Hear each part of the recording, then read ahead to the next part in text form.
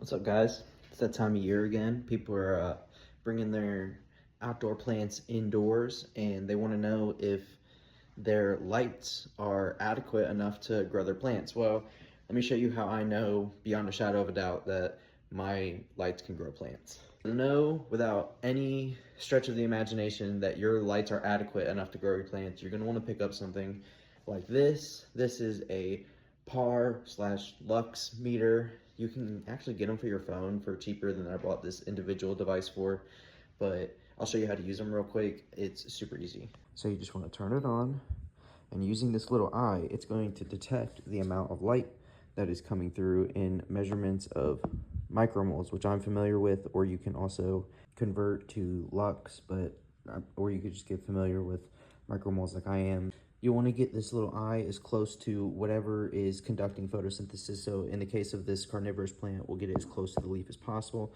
to see what is what amount of light is hitting. You'll press hold to hold the measurement, and then you'll compare this with guides that you can find all over the internet. So like I just showed you, where I have the smaller plants and the propagations going, the light is hitting around 300, 250, 200-ish, 275-ish. And where I have a pink princess and a pothos going, the light is actually kind of lower over here, but pothos doesn't seem to mind it. It's around 90, and to the leaf right here is around 214. And that is because these lights, as you can see, they're just cheap LED strip lights. It's just a bunch of them.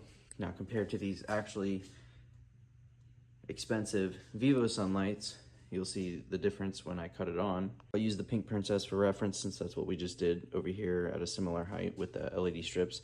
So to the leaf, on the lowest setting, we're looking at 204. To the leaf, on the next higher setting, we're looking at 385. Next level up, we're getting around 500 U-moles.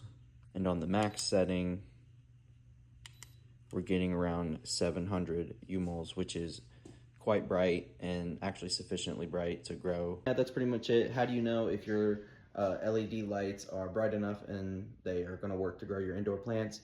You can measure it with a Par meter or a Lux meter and compare that to the readings that you find on the internet. Thanks for watching.